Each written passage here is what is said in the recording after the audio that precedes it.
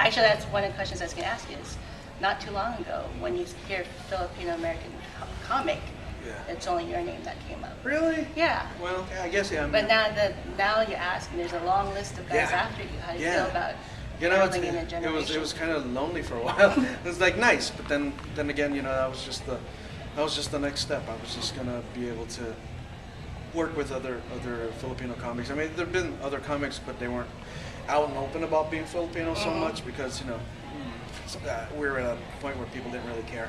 But like Rob Schneider, he's Filipino. Yeah. And and my stuff is blatantly Filipino, so I don't hide it. And like Joe Coy is doing stuff, and Ron Jossel out of Canada. So you guys ever talk about doing like? No, not right now. Maybe we'll see. Maybe years from now. But for right now, I think everyone's just having a fun time. Now, is it true that you moved up to the Pacific Northwest? Yeah. Why Portland? Because I'm originally from San Francisco, the Bay Area, and my wife and I are from the same town in South San Francisco, but we lived in separate parts of the country. And then before we moved to Portland, we were living in Hawaii. Oh, okay. So we made the big move after a few years. Yeah, I know. From Hawaii to Portland. I know. No more sunshine. Except but we have beautiful spring and summer, so you gotta wait for it though. It's true. But no, it was just a big change of life, and with kids, and you just gotta. You ever get family? Ever get family to come see you on your tour? Yeah, sure. Yeah, Did any of them recognize themselves in your act? Yeah, they all like the take bragging rights or something. Sure. That's me. maybe. I just try to take all the best of my relatives and other relatives and friends, and just characters that I grown up with, or just observing. Those are fun pieces to put together. You gonna take your tour down to Arizona anytime soon? I hope so. Yeah, like Tempe or like Phoenix, or there's some Pinoys down there. Yes, there are. But we're gonna be moving down there next week. So. Oh wow, okay. So well, maybe you can spread the word. Yeah, I'll come out and play out there. Awesome. Now, I've been reading about you, and you're one of the hardest working comics. When you're not working, what are you? I'm a family man. When I'm not working, it's just bringing the kids up and bringing my daughter to school, picking her up, and taking care of the 2-year-old boy at home. And so we got a full schedule at home. You still have a little baby at home. Yeah, he's a handful, but he's a really fun handful.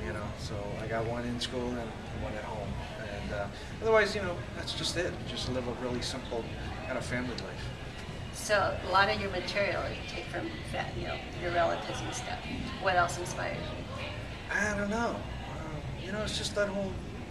My stuff is more like talk story, talking about family and how I grew up and how I see things, and of course the Filipino.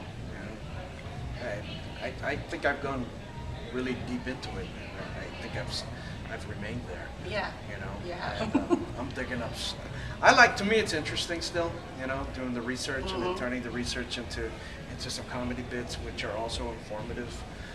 Because I wish this is the stuff I wish I had when I was a kid, trying to find my own.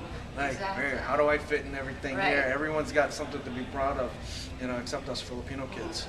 So so now I think it's kind of happening, and I'd like to say I have a little bit to do with that. I think you do. I think you do, seriously. A little bit.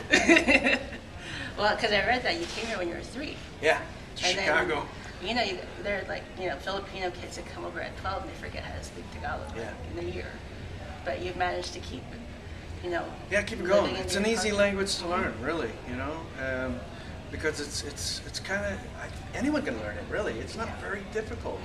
And Rosetta Stone has a box for it now too. That's it. I mean, it's really simple. Yeah, there you go. Right, it's really simple.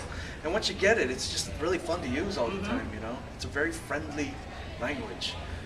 Even though we have so many dialects, but still, just speaking Tagalog is just really. It just feels normal. Now your wife is Filipino. Yeah, she's half Filipino. Okay. And so. So what's the perfect dinner? What's the Perfect dinner? Dinner? I don't know. She loves it when I make adobo. So, she likes it a certain kind of consistency. A little thicker. Some people like it a little loose. But I like to reduce it down to like a little gravy. Yes, meat falling off the bone. You know what I'm saying? On a slow cooker. Yeah. So she loves that stuff. And then whenever my mom comes visit, my mom's makes sure that she makes a whole big batch of frozen lumpia. So we got frozen lumpias in the freezer. Yeah, just cut them up and fry them. I think that's why a lot of Filipino restaurants go under. Yeah, because we're cooking at home. Yeah, nothing tastes better than. See, that's the home thing. cooking. I don't know. We can't yet get Panda Espresso flag. No, we can't. We cannot. We've been trying to figure it out. It's not gonna happen, Jollibee. Don't even think you're gonna. No, Jollibee, you and your spaghetti and chicken. It's not Filipino food. I'm talking crap about Jollibee. There goes my sponsor. There goes my sponsorship. We'll cut it. We'll edit it out. Spaghetti and chicken. I love Chicken Joy. You do actually. They just I opened know. one here in Yeah, I know. Seattle. When I'm in the Philippines, I'm at Jollibee all the time. It's like, oh, this is great. But then here, no, Filipino food is, it's the best stuff. How Especially often do when you it's get to cooked at them? home. Maybe twice a year. Really? Yeah, for work. They actually it's credit nice. you for the big stand-up comic Yeah. invasion there. Yeah, no. When I started going out there in 2002, there was no stand-up as we know it in North America, and everything over there is like crazy. It's dudes in drag insulting everyone and singing. That's not stand-up, that we're used to. So, I have to go out there and just kind of introduce it to people so they can see it live. And then years later, it's nice to go back and see a whole bunch of locals doing stand-up there. So, I like to take a little credit to it, but it's really up to them. It's really them, so you teach them the way, and then they do it. But it's an art form that's really growing in popularity over there. You're like the godfather of stand-up comedy. I'm the Green Beret.